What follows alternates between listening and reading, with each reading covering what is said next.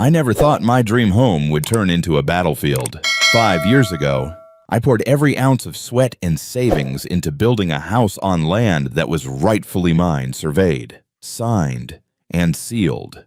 But then came the neighbor from hell, a so-called HOA Karen, who stormed into town with fake papers and wild accusations, screaming that my entire house sat on her property. She gave me 30 days to demolish my home or face the consequences. At first, I thought it was just paranoia, but when the boundary markers started vanishing, and I caught her at night with a crowbar threatening to tear everything down, I realized this wasn't just a feud, it was war. And the truth we uncovered in court would blow her entire life apart.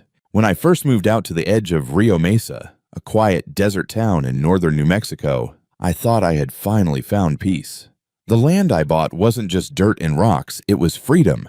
After years of working as an architect in Albuquerque, dealing with tight deadlines, greedy developers, and city noise that never seemed to fade, I was ready for quiet. My plot of land stretched across 4 acres of sandy soil and scattered mesquite trees, perched just far enough from town to feel private but close enough that groceries and high-speed internet were still within reach. I had the land surveyed not once but twice, hired licensed professionals, and kept every single certified document in a locked fireproof box. My dream wasn't just to build a house, it was to build a legacy, something solid, something that no one could ever take away. Or so I believed. The house rose from the ground piece by piece, each beam chosen carefully, each stone placed with intention. I didn't outsource the work like many did. I sweated for it, blistered my hands, and laid down roots with every nail I hammered. When it was done, standing on my porch at sunset, I felt something I hadn't felt in decades: calm. The nearest neighbor was technically the desert, until, of course, she arrived. Her name was Linda Carver, but in town she quickly earned a nickname, Karen of the Mesa. She appeared one fall morning in a dusty white SUV, dragging behind it a trailer that rattled like bones. At first, I thought she was just another retiree looking to enjoy desert sunsets and birdsongs. But Linda wasn't here for peace. She was here for control. I first met her when she stopped by uninvited, walking right up my driveway like she already owned it. She had the look, sharp blonde bob that never seemed to move in the wind, oversized sunglasses even though it was nearly dusk, and a voice that carried the tone of someone used to giving orders. She announced she had purchased the lot beside mine through special channels and that construction would begin immediately. I nodded politely, offered a handshake. She ignored it.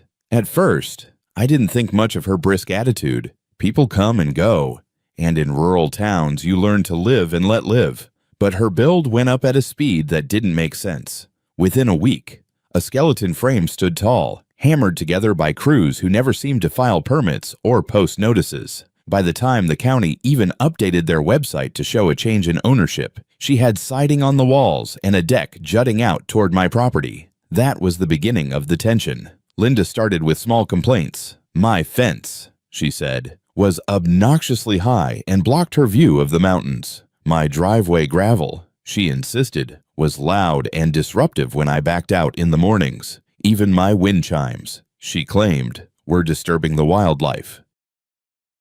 I laughed it off at first, tried to be civil, even offered her a cup of coffee one morning when she caught me outside. She didn't take it. Instead, she stared at the steam like it was a personal insult. But soon, the complaints escalated into something more sinister. One evening after a storm, I was walking along the south boundary of my property, checking on my solar panels, when I noticed something was wrong. One of the old iron stakes driven into the ground during the original survey was gone. Not bent, not rusted, not fallen over gone. Pulled clean out of the earth, as if someone wanted to erase the line and pretend it had never existed. My stomach tightened. I replaced it quietly with a new stake, this time marking the exact GPS coordinates on my phone. I didn't say a word to anyone, but I felt the shift. This wasn't about wind chimes anymore. Days later, it happened. I was trimming brush near the fence line when I heard footsteps crunching on the gravel. I turned and saw Linda storming toward me. She wasn't empty-handed. In one fist, she clutched a thick folder, manila yellow, stuffed with papers that bulged like they carried the weight of law. You think you're clever, don't you? She snapped before I could even greet her. I wiped sweat from my brow, tried to keep my voice calm. Good morning, Linda. What's the matter? She didn't answer the question. Instead, she thrust the folder at me like it was radioactive. Inside were crookedly printed satellite images, hand-drawn diagrams that looked like a middle school project, and survey summaries with no county stamps or signatures. At the top of one document was a logo that read Desert Land Advisory, followed in tiny print by the words, "Not a licensed surveyor." Linda's eyes burned into me. Your house is sitting on my land, 6 feet in at least. You have 30 days to demolish it, or I take you to court. I stared at her, stunned, almost laughing at the absurdity. You're serious. Does this look like a joke? She snapped, lips trembling, face flushed red with righteous anger. I closed the folder and handed it back carefully. Linda, I have every certified document, every county-approved survey. My house is exactly where it should be. Mistaken, she barked, cutting me off. You've been stealing since day one. Your gutter, your AC unit, they're on my lot, inch by inch. You've been encroaching, and I won't stand for it. That was the moment it clicked. This wasn't a misunderstanding. This was a siege. She wasn't just trying to scare me, she was rewriting reality. The following days grew stranger. Cars I didn't recognize began slowing down near my driveway. Beat-up trucks, old sedans, even a Subaru with an HOA sticker on the back. Locals, not tourists. They watched, whispered. My neighbor down the road, an older woman named Marcy, stopped me while I collected my mail. I don't want to alarm you, she said carefully, but Linda's been telling folks your whole house is illegal, that you knew it all along. I laughed bitterly. That's news to me. Well, Marcy continued, glancing around nervously, she's been hinting she might have to take drastic measures. Just thought you should know. My blood ran cold. It was clear now Linda wasn't just spreading lies. She was preparing a narrative, laying the groundwork so that when the confrontation hit the courts or the sheriff's office, she would look like the victim. I went home that night, pulled out every single document from my fireproof box, and combed through them. Survey maps, county approvals, title deeds, it was all there, clean and ironclad. But a strange feeling settled over me. I realized that in small towns, sometimes it doesn't matter how strong your proof is. What matters is who shouts louder, longer, and Linda was already shouting. And I knew then I was in for a fight that would test not only my patience, but my very grip on reality.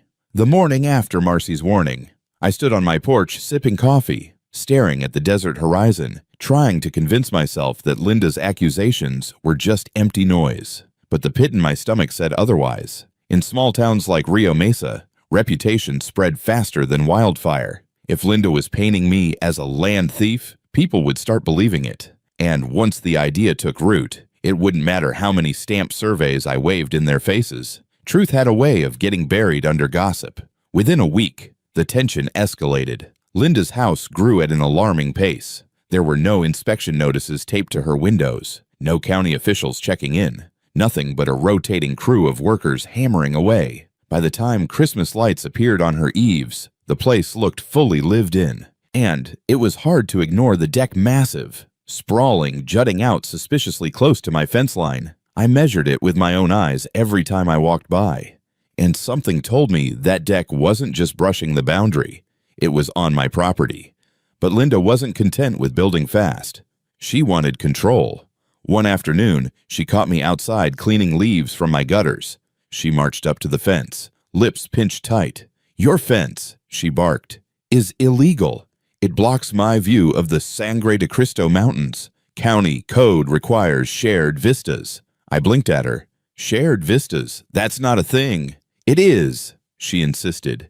"And your wind chimes," she pointed toward the porch where they swayed lazily in the breeze, "are disturbing the natural wildlife patterns." I stared at her, caught between amusement and disbelief. "Linda, they're 3 pieces of metal tubing. The quail don't care." Her sunglasses reflected my face back at me. "You'll see," she muttered before storming off.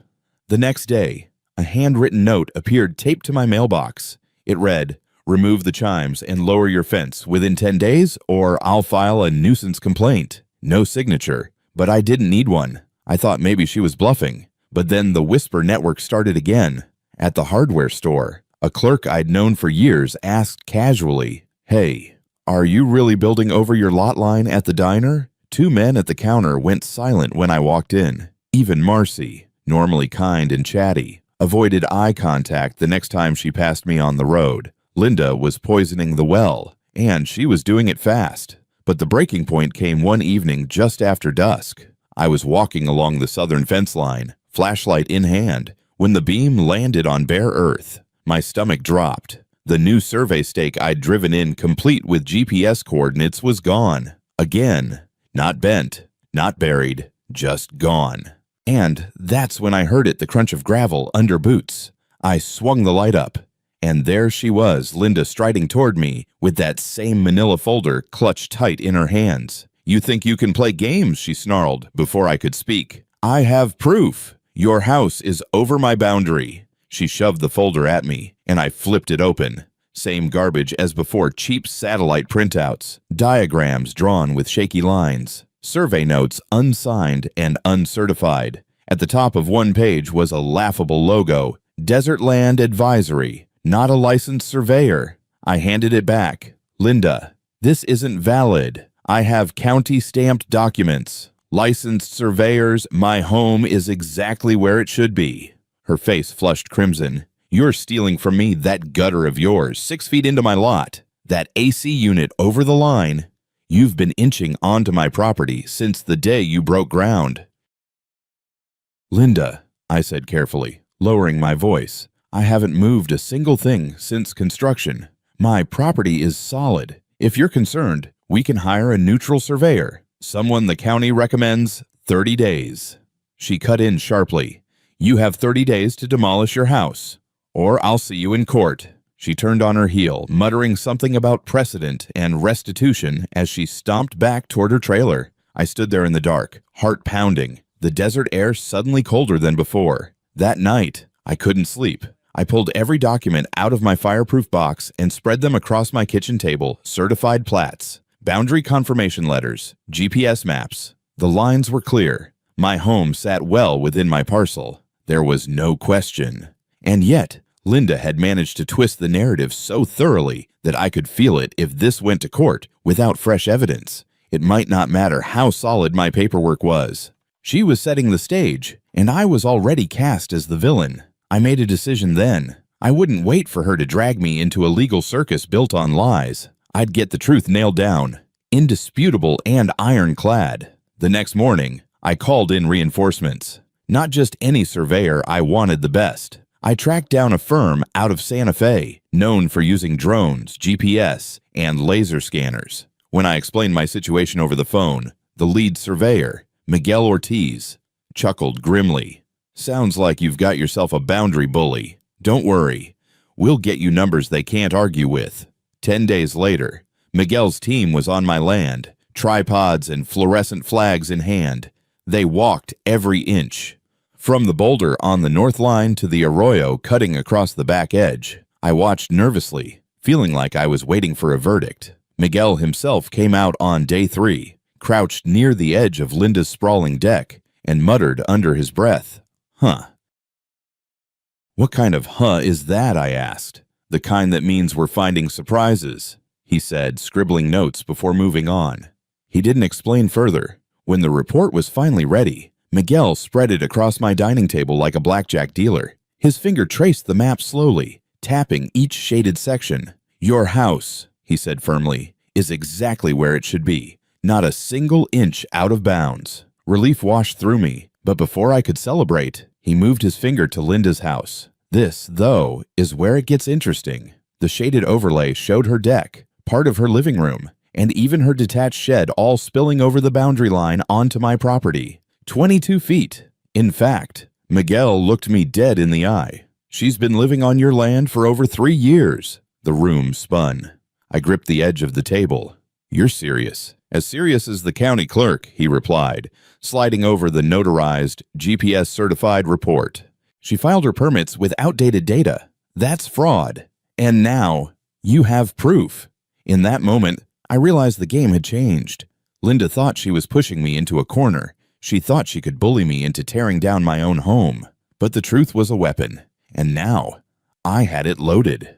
The moment Miguel's words sank in, my world tilted. For weeks, I'd been painted as the intruder, the thief who supposedly built a house on someone else's land. But here it was, laid out in ink and signatures. Linda's deck, her shed, even part of her living room sat smack in the middle of my property, not inches 22 feet. It wasn't paranoia anymore. It was trespass, fraud, and arrogance rolled into one.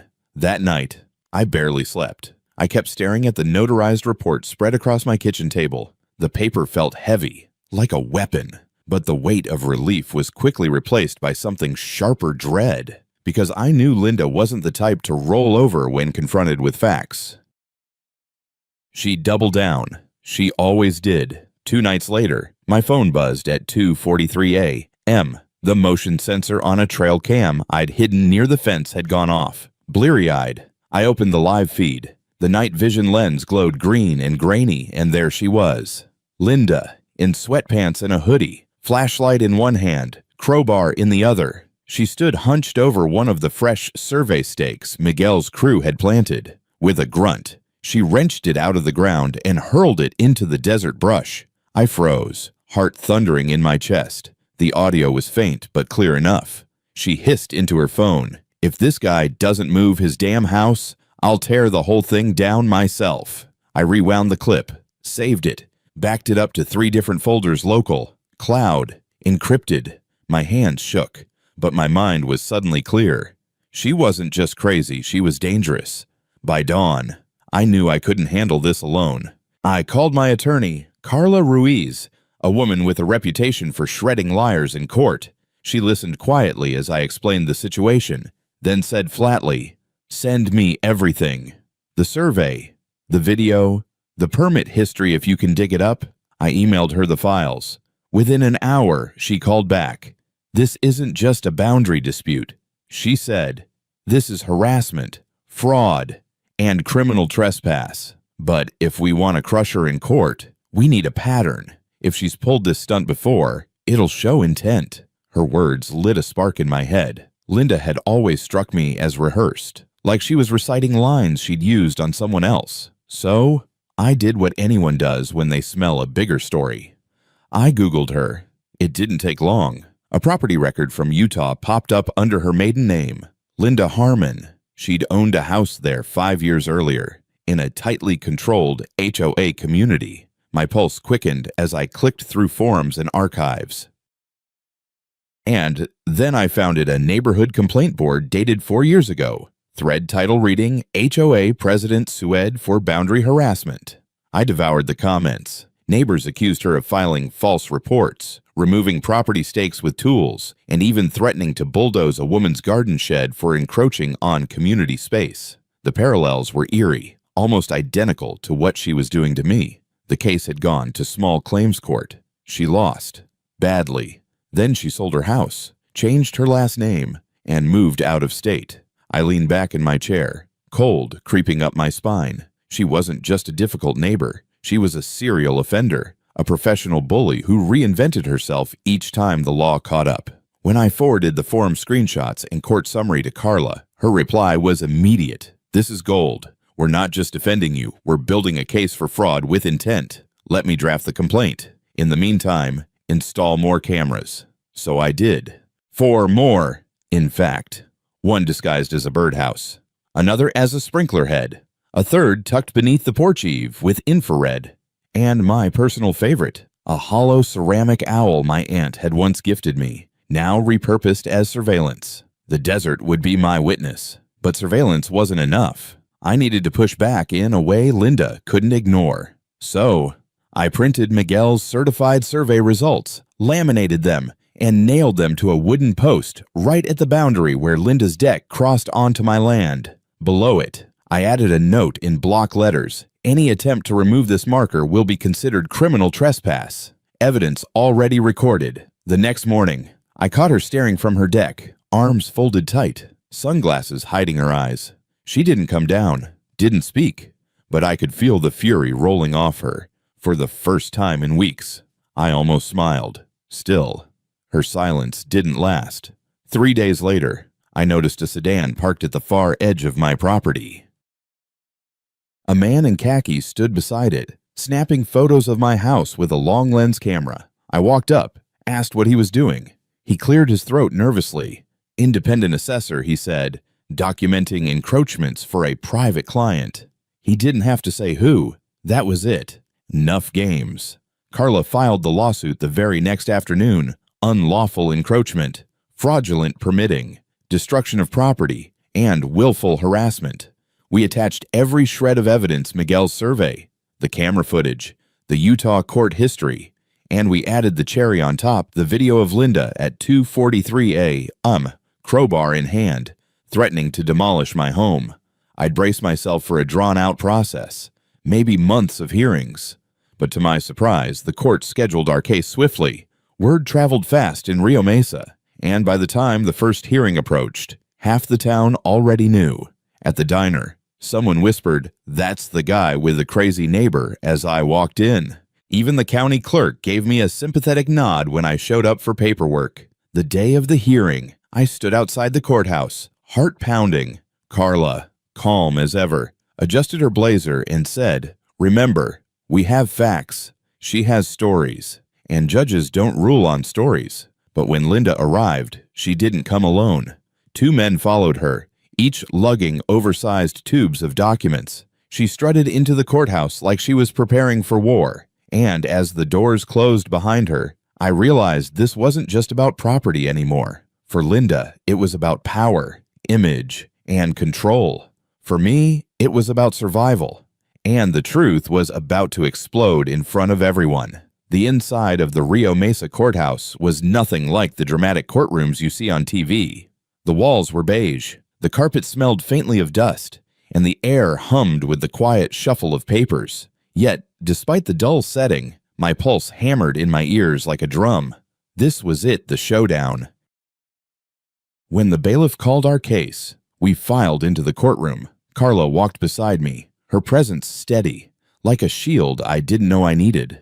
Across the aisle, Linda sat stiffly, lips pursed, sunglasses perched on her head like a crown. Behind her, the 2 men she'd brought hauled out rolls of diagrams, balancing them clumsily on the bench. The judge, a stern woman named Judge Morales, entered and called the session to order. She wasted no time. Carla rose first, introducing our case with crisp clarity. "Your Honor, this is not merely a boundary dispute. This is a matter of deliberate fraud, harassment, and unlawful encroachment."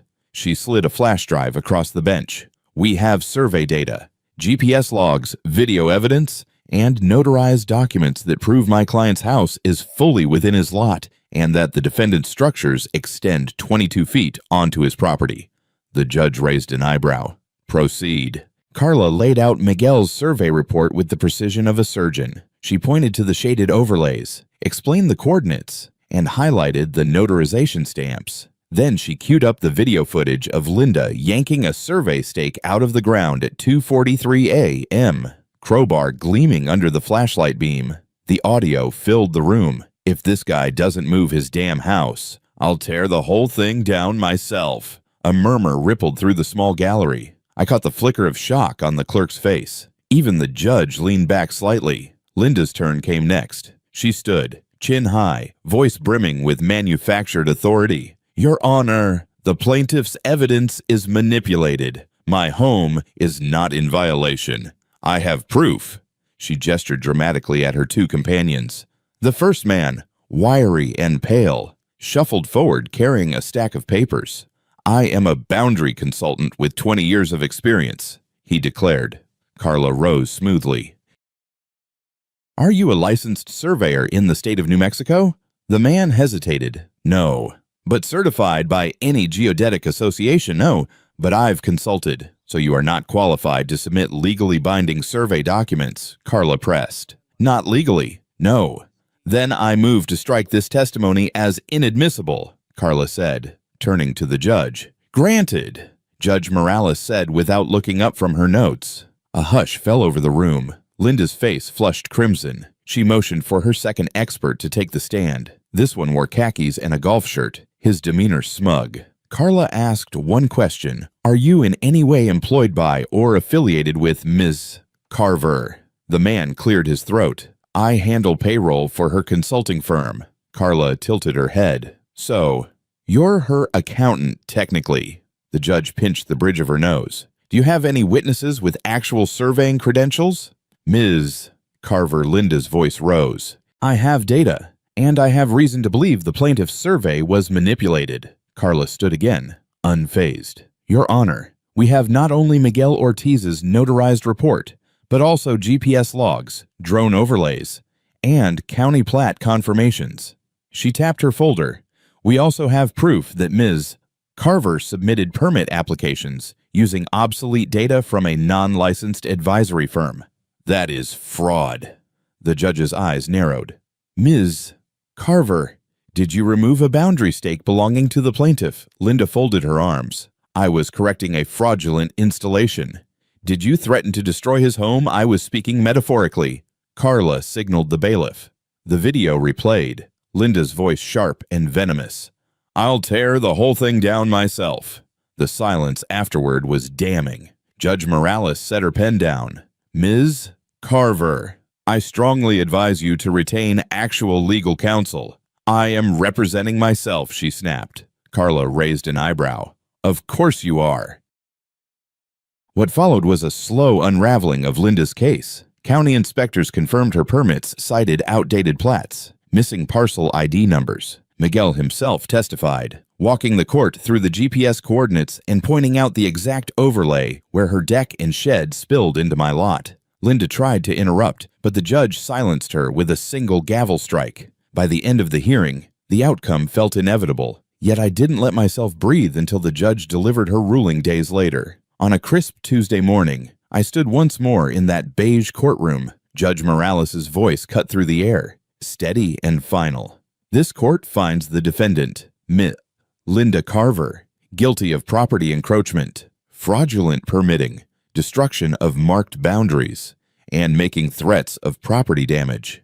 The defendant is ordered to pay $165,000 in civil damages, including attorney's fees, and to demolish all portions of her structure that extend onto the plaintiff's land within 90 days at her own expense. The gavel slammed. Linda's jaw trembled, her face pale as stone. Outside the courthouse, a small crowd had gathered. A reporter asked me for a statement. I declined, but someone snapped a photo of me holding Miguel's laminated survey map.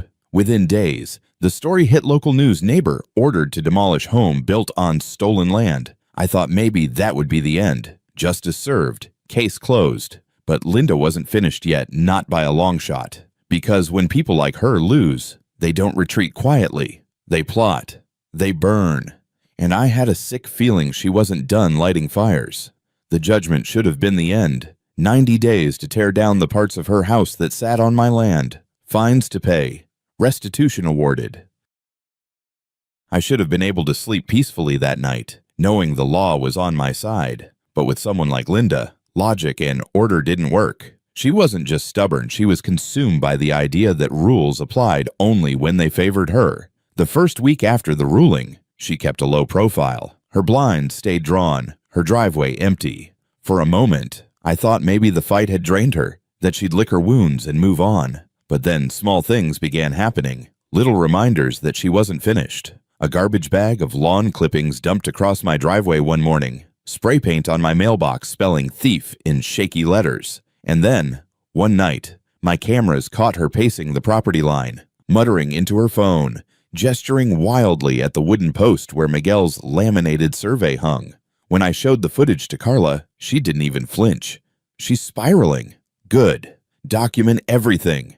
The more she lashes out, the worse it'll be for her. But even Carla wasn't prepared for what came next. One afternoon, a knock echoed at my door. When I opened it, a man in a button-up shirt stood there, clipboard in hand. Independent assessor, he introduced himself, hired to evaluate encroachments for a private client. His eyes flicked nervously toward Linda's house. I almost laughed. You don't need to waste your time. The court already ruled. She's the one encroaching. He shifted uncomfortably. I still have to do my job. I stepped aside, arms crossed, and watched him snap photos of my house, my fence, even my solar panels. It was theater, a last gasp attempt to collect evidence that contradicted the court's decision. When he finished, he avoided my gaze, muttered a thank you, and hurried back to his car. The very next day, Carla filed a motion for contempt of court, citing Linda's harassment. But the real explosion came when I started digging deeper into her past. The Utah case I'd uncovered had been just the tip of the iceberg. With a few more searches, I found a lawsuit in Nevada nearly 10 years earlier, involving, you guessed it, an HOA where she'd served as vice president. Different names, same pattern, falsified surveys, claims of shared property, and threats of demolition. She'd lost there too. It was a chilling realization. Linda wasn't just unlucky with neighbors, she was a predator, repeating the same scam state after state. Change her last name, pick a new town, buy a piece of land with messy records, then bully whoever lived nearby until she either gained control or got chased out. And this time, she thought I'd be her easiest target. When I handed the files to Carla, her eyes lit up. This is exactly what we needed. We'll amend the case to show a history of fraudulent behavior. Judges love patterns. She's toast. Meanwhile, Linda grew bolder in her defiance. One night, at nearly midnight, I caught her on camera again, this time standing over the property stake. Crowbar in hand, she yanked it free, tossed it aside, then looked straight into the lens of the owl camera. Her lips curled into a smirk as if daring me to react. The next morning, I printed still frames of the footage and dropped them off at the sheriff's office. The deputy sighed, flipping through the images. She's pushing her luck. We'll send someone to warn her. But Linda wasn't just reckless, she was desperate. The fines, the looming demolition, the legal fees, it was all crushing her. And desperation makes people dangerous. A week later, I woke up to find tire tracks cutting across my front yard, deep grooves where someone had driven straight through in the middle of the night. My trail cameras picked it up, Linda's SUV, headlights off, barreling across my property before swerving back onto the road. It was intimidation, pure and simple.